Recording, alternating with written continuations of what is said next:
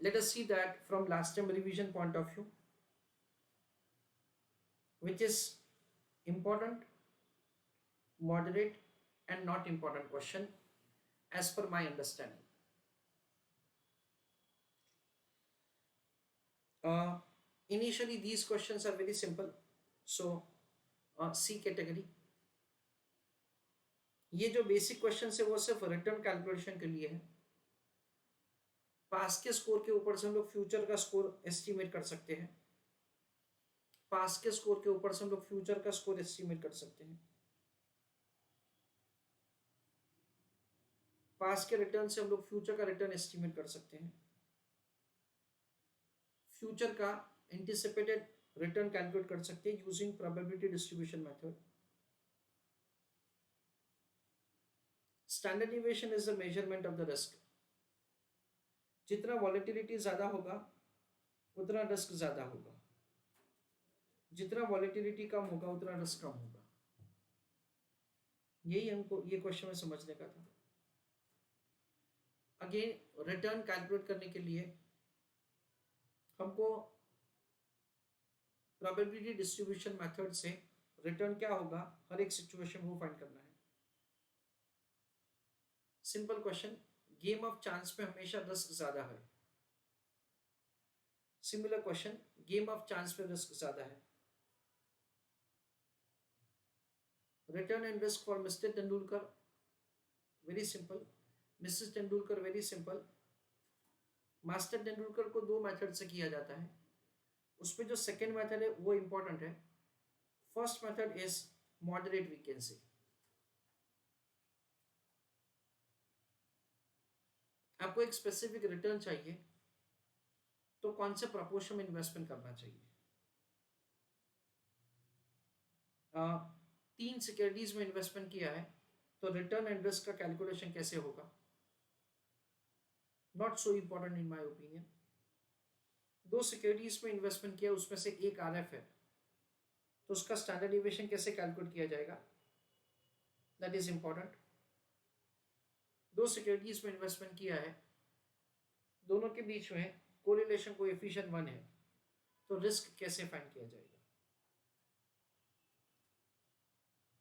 This is very important. ये question में हम लोग सिग्निफिकेंस समझते हैं आर का. That keeping all other things same. जिसका आर कम होगा ना उस पर स्टैंडर्ड डिविएशन कम होगा.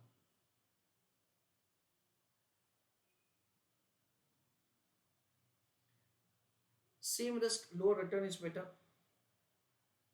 Same risk, high return is better.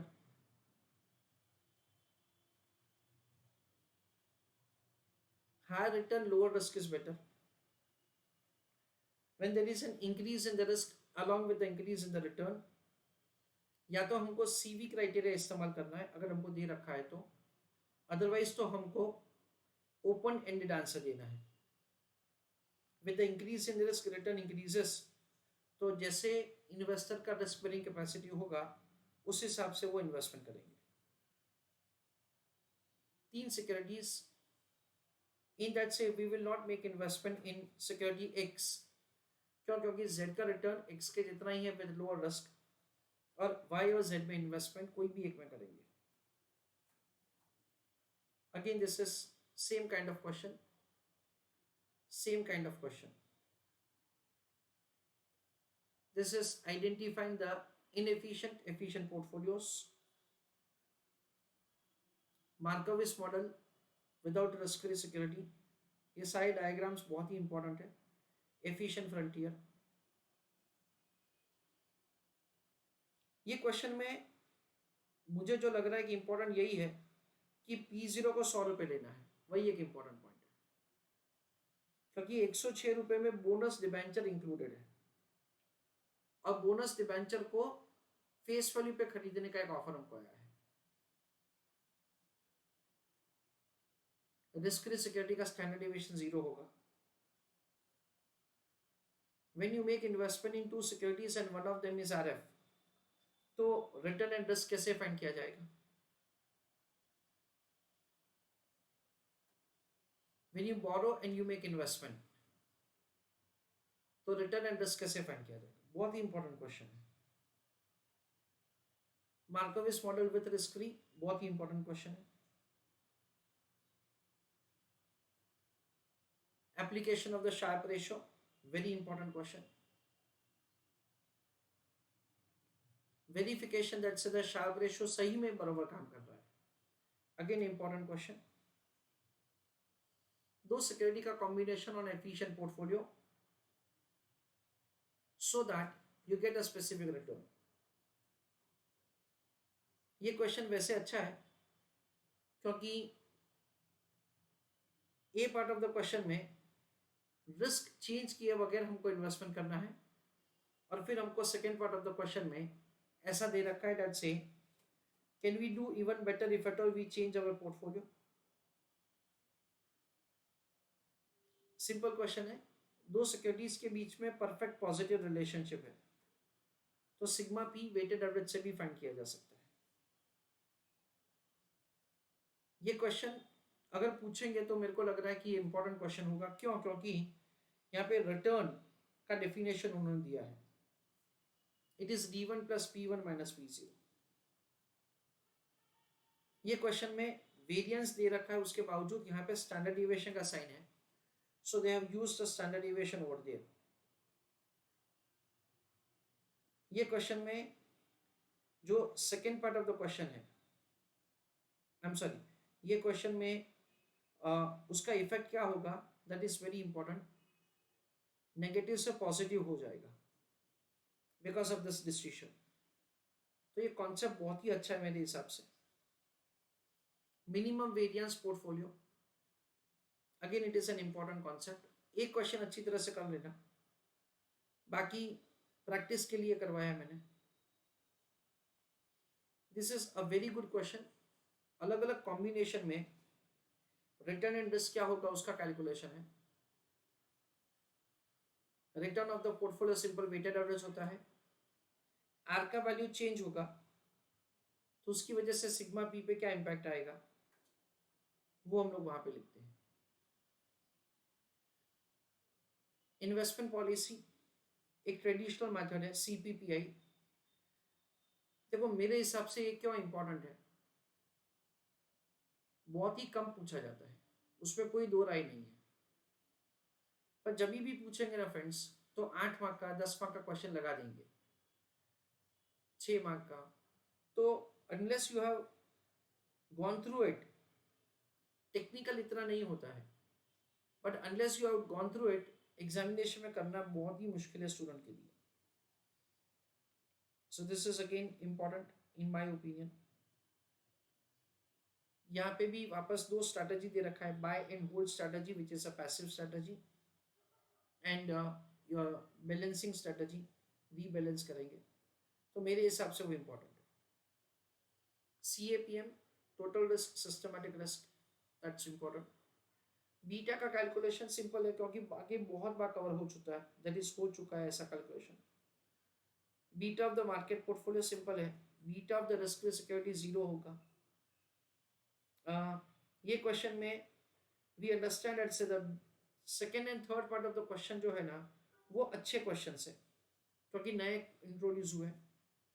First वाला तो ऊपर वाला वर्किंग ही है जिसमें रिक्वायर्ड रेट ऑफ रिटर्न का फॉर्मूला अभी डिस्कस करते हैं हम लोग, CML का diagram, I am sorry SML का। फिर ये क्वेश्चन मैंने इसलिए रखा है क्योंकि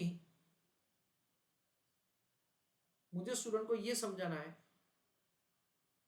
जिसका रिटर्न ज्यादा है वो अच्छा सिक्योरिटी, जिसका रिटर्न कम है वो अच्छा नहीं है सिक्योरिटी। ये थॉट प्रोसेस गलत है। रिटर्न रिस्क के मुताबिक है क्या, क्वेश्चन मार्क। रिटर्न रिस्क के मुताबिक है क्या, question mark, and then you have to take a decision. तो मेरे हिसाब से ये आपको, देखो कैलकुलेशन बहुत आसान है पर मेरे को ये कॉन्सेप्ट उसमें कवर करने का था। ये क्वेश्चन में RF का कैलकुलेशन इंपॉर्टेंट है मेरे हिसाब से। विदाउट RF भी हो सकता है क्वेश्चन, बट हर एक बार हो ऐसा जरूरी नहीं है क्योंकि यहाँ पे दोनों सेम है, हमेशा सेम नहीं होंगे। सो this is moderate question. RF का कैलकुलेशन इंपॉर्टेंट है फ्रेंड्स, वो आप देख लीजिएगा। अगेन ये बहुत ही सिंपल क्वेश्चन है, मेरे को सिर्फ ये पार्ट करवाना होता है और कुछ नहीं करवाना होता है मेरे को पूरे क्वेश्चन में। बीटा का प्रैक्टिस हो जाता है, पोर्टफोलियो का बीटा हो जाता है, दैट इज ये वाला पोर्शन, उसके लिए मैं करवाता हूँ ये क्वेश्चन। ये क्वेश्चन मेरे लिए इंपॉर्टेंट है मेरे हिसाब से, because you are required to take a decision based on alpha कि इन्वेस्टर को क्या करना चाहिए। And of course beta is suppose to be calculated of the portfolio using the weight of the portfolio in terms of amount, not in terms of the number of shares, number of debentures.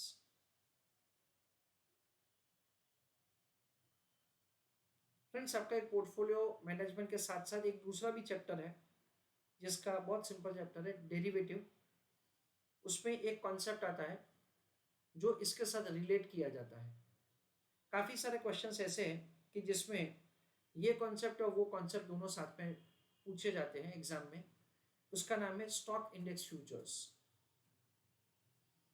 तो आप revision में वो चीज़ थोड़ा सा ध्यान रखना कि stock index futures के क्वेश्चन और ये क्वेश्चन थोड़ा आप साथ साथ में समझ लेना। देखो, first part of the question is very simple, second part of the question is again simple, third part of the question is again simple. वो इतना डिफिकल्ट नहीं है। ये वाला जो क्वेश्चन है ना, वो सबसे अच्छा क्वेश्चन है जिसमें हमको बीटा इंक्रीज करना है।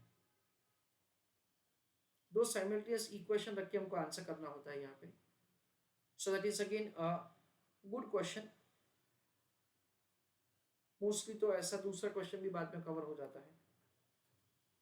फिर ये बहुत ही सिंपल आसान क्वेश्चन है जिसमें मैं स्टूडेंट्स को ये समझाता हूँ कि जो भी रिटर्न्स एज पर CAPM है उसमें कंडीशन सेटिस्फाई होना चाहिए। यही एक मेरा एक्सप्लेनेशन होता है। This is an important question. Calculation again बहुत आसान है, पर जब यहाँ पे मैं सेकेंड क्वेश्चन करवाता हूँ ना, तभी मैं नया फॉर्मूला यहाँ पे इंट्रोड्यूस करवाता हूँ। और फॉर्मूला जब मुझे ऐसा लग रहा है दैट से स्टूडेंट जब लॉजिकली करते हैं ना तो उनको ज़्यादा मज़ा आता है, तो वहाँ पे वो लॉजिक में इंट्रोड्यूस करने का ट्राई करता हूँ। यहाँ पे सिक्योरिटी मार्केट लाइन का मतलब क्या है? मतलब ये है कि आपको एक इक्वेशन फॉर्म करना है। इक्वेशन भी बहुत आसान है, that is required rate of return is equal to RF plus beta into RM minus RF। बाकी सब वैल्यूज तो मिल जाता है, पर यही इंपॉर्टेंट पॉइंट के लिए क्वेश्चन में क्लास में डिस्कस करता हूँ कि SML पूछा है ना तो वो आपको इक्वेशन फॉर्म करने का है। ये तो समझने के लिए ऐसे ही, नॉट सो डिफिकल्ट। यहाँ पे RF का कैलकुलेशन कैसे होगा वो समझाने के लिए मैं क्वेश्चन करता हूँ कि जिसमें इन दोनों का एवरेज लेने का है, क्योंकि गवर्नमेंट को भी क्या बिड मिलता है, तो जो लोएस्ट बिड मिला, जो हाईएस्ट बिड मिला, उसका एवरेज लेंगे। मार्कोविस मॉडल का required rate of return of the security and portfolio. ये क्वेश्चन फ्रेंड्स मैंने मार्कोविस मॉडल वाले सेगमेंट में नहीं रखा है, बाद में इसलिए रखा है क्योंकि CAPM के इतने क्वेश्चंस करने के बाद क्या स्टूडेंट्स को अच्छा क्लैरिटी आ जाता है कि वो रिस्क एडजस्टेड रिटर्न का कैलकुलेशन कैसे किया जाए। That is the only reason. Again ये प्रैक्टिस का क्वेश्चन है। ये क्वेश्चन में एक गलती होने का क्या चांसेस है फ्रेंड्स? देखो, P और Q ऐसा दे रखा है, P एंड Q ऐसा दे रखा है, उसके बाद यहाँ पे Q एंड P दे रखा है। तो मैं समझाता हूँ स्टूडेंट्स को कि इंस्टीट्यूट के क्वेश्चन में कई बार ऐसा हो जाता है कि सीक्वेंस को लोग चेंज कर देते हैं, सो ध्यान रखिएगा। अगेन ये C कैटेगरी का क्वेश्चन है, अच्छा क्वेश्चन है वैसे, बट एग्जाम में पूछने के चांसेस बहुत ही कम है। अगेन ये C कैटेगरी का क्वेश्चन है। यहाँ पे सिर्फ मैं सारे फॉर्मूलाज का रिवीजन करवाता हूँ और मैं बोलता हूँ कि ये क्वेश्चन में इंफॉर्मेशन नहीं है कि जिसकी वजह से यू कैन कैलकुलेट बीटा। ये वेरी इंपॉर्टेंट क्वेश्चन है, very very very important question. इसको तो समझना ही समझना है, नो डाउट अबाउट इट। ये उसी का एक्सटेंशन वाला क्वेश्चन है, again very very very very important. उसके बाद ये डिविडेंड यील्ड और रिटर्न कैसे कैलकुलेशन कैसे होगा वो मैं समझाता हूँ, और उसके बाद ये मैं इंपॉर्टेंट क्वेश्चन करवाता हूँ जिसमें return on the market calculation है ना, वो सबसे इंपॉर्टेंट पॉइंट है, उसमें गलती होने का चांसेस है। प्राइस चेंज और डिविडेंड यील्ड, उसके हिसाब से हमको कैलकुलेशन करना है। तो ये आरएम का कैलकुलेशन है ना, सबसे ज्यादा इंपॉर्टेंट है। बीटा का कैलकुलेशन दो मेथड से हो सकता है, पर परसेंटेज रिटर्न वाला जो है ना, वो वाला अच्छा है। So moderate question, not so important. ये रिसेंट एग्जामिनेशन में पूछा था इसलिए मैंने करवा दिया था। I would say that's the B category question, क्योंकि इतना डिफिकल्ट मेरे को नहीं लगा। रिसेंट एग्जामिनेशन में होने की वजह से ऑनेस्टली मैंने करवाया, और कुछ रीजन नहीं है उसका। ये नया कॉन्सेप्ट है, very very very important, valuation of the security का। अगेन ये उसी का क्वेश्चन है, बट इंपॉर्टेंट क्वेश्चन है again. Again this is an important question, थोड़ा सा फर्क है but still important. This is very important question. पहले चार क्वेश्चन तो रिपीट ही है, सिर्फ पांचवा क्वेश्चन ही नया है। यहाँ पे मैंने बेसिकली क्वेश्चन है ना फ्रेंड्स, बहुत बड़ा क्वेश्चन था, तो उसमें से मेरे को ये एक ही पॉइंट इंपॉर्टेंट लगा, तो वो क्वेश्चन को कट शॉर्ट करके मैंने आपको दिया है। एंड दिस इज इंपॉर्टेंट, नया फॉर्मूला इस वजह से। This is again very very very very important question.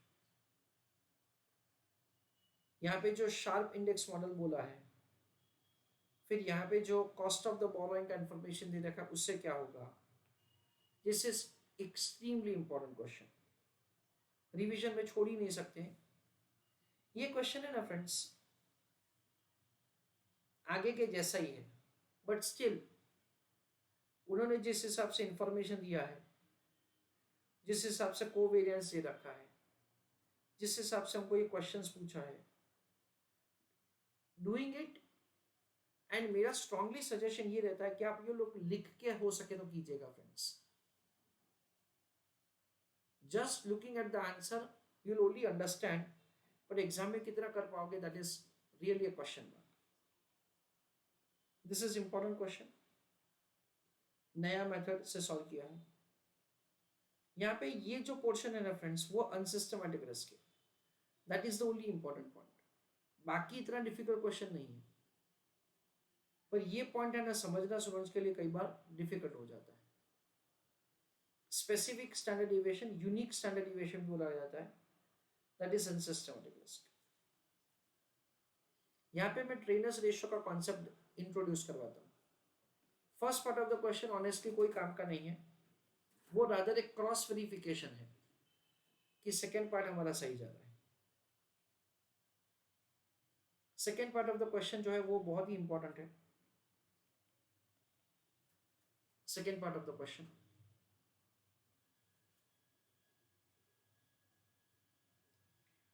again this is a good question।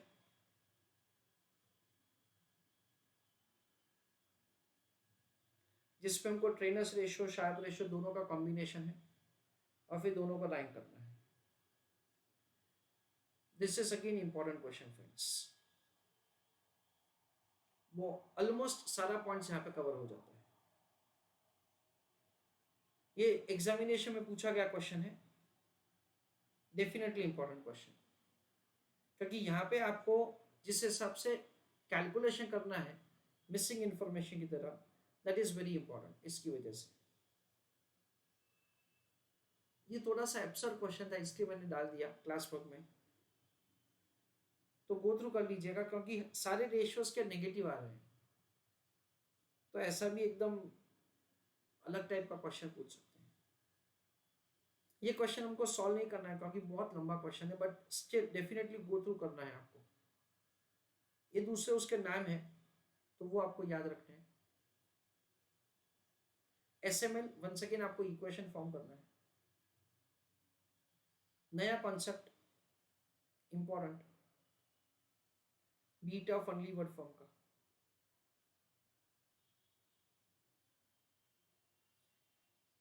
Risk premium, market के रिस्क प्रीमियम में बीटा का मल्टीप्लिकेशन जरूरी नहीं है। Risk premium for the security में beta into R M minus R F करना जरूरी है। सिर्फ इतना समझाने के लिए मैं ये पूरा क्वेश्चन करवाता हूँ। या तो हम लोग कैलकुलेट कर सकते हैं यहाँ पे R M minus R F और यहाँ पे R R minus R F. Practice question है ये। So this is of C category.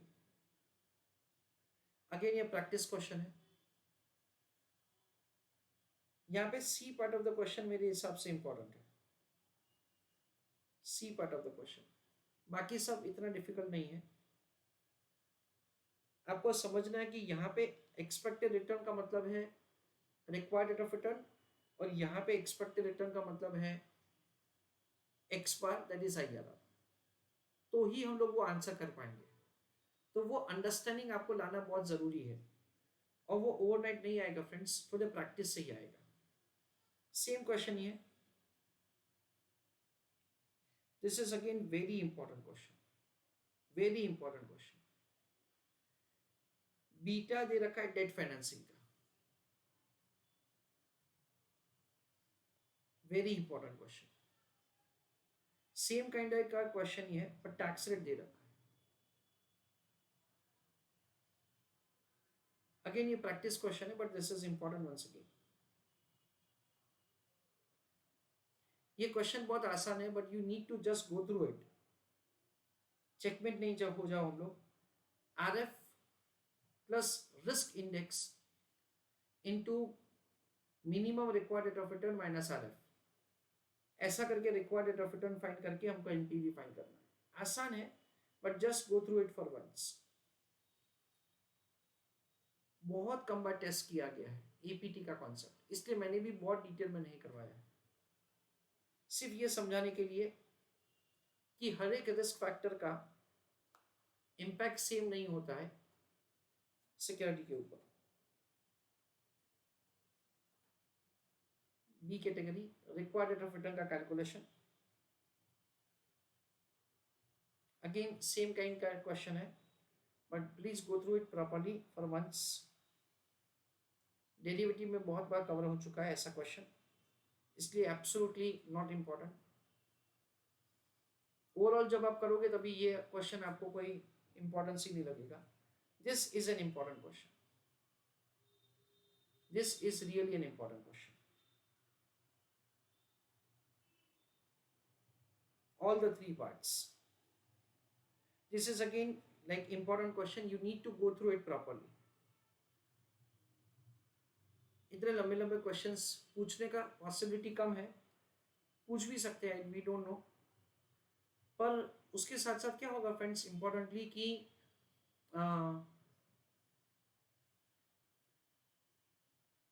Module में दे रखा है, इसलिए एक बार कवर करना जरूरी है। नया concept of course important, characteristic line और alpha, A part of the question छोड़ सकते हैं, इसलिए मैंने उसका आंसर भी दे रखा है। दोनों का डिफरेंस है, मॉडरेट थियरी में पूछ सकते हैं। Auto correlation test very important. नया एफिशिएंट मार्केट हाइपोथेसिस में weak form, N1 N2 and R again important.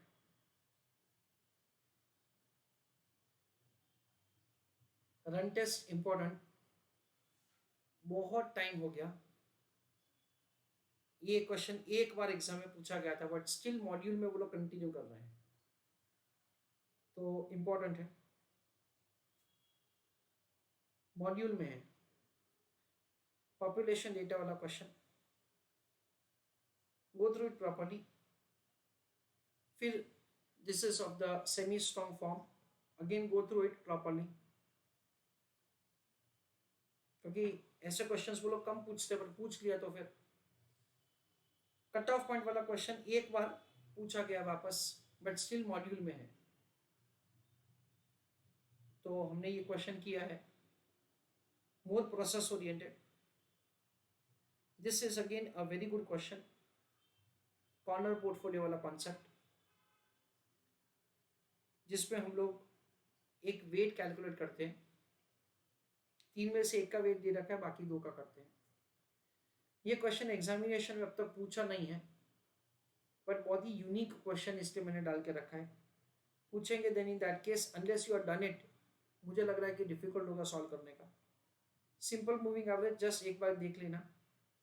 Exponential moving average का ये क्वेश्चन मॉड्यूल का नहीं, ये मॉड्यूल का क्वेश्चन है, just go through it for once.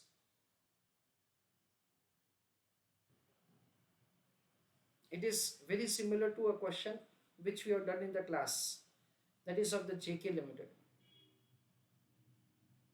asked in examination for 8 marks. देखो एक्सपोनेंशियल मूविंग एवरेज का हम लोग सिर्फ 2 क्वेश्चंस करते हैं, but unless you have done it's in revision, आपके लिए 8 मार्क्स से रिस्क के ऊपर जा सकता है। इसलिए मेरा हमेशा ऐसा रिक्वेस्ट है सब स्टूडेंट्स से कि फॉर्मूला लिख के कीजिए आप लोग आंसर। हमने ये क्वेश्चन भी किया, यू हैव ऑब्जर्व दैट से बहुत ही सिंपल क्वेश्चन था। आई थिंक दैट से you must have, you will admit that, that is what my belief. But unless you recall the formula, आपका ये पूरा 8 मार्क्स जा सकता है। अगेन ओवर कॉन्फिडेंस में नहीं रहना है, ये 8 मार्क का क्वेश्चन है जिसमें सिर्फ आर कैलकुलेट करना है। सीए फाइनल के एग्जामिनेशन में ऐसा क्वेश्चन पूछा जाता है जिसमें आपको सिर्फ आर कैलकुलेट करना है, कोवेरिएंस हो ही जाएगा ऑटोमेटिकली। दूसरा क्या होता है, मुझे जो लग रहा है फ्रेंड्स कई बार कि students are lacking with the writing practice, जिसकी वजह से ऐसे क्वेश्चंस का एग्जीक्यूशन एग्जामिनेशन में उनके लिए डिफिकल्ट हो जाता है। सो this is the end of like ABC classification.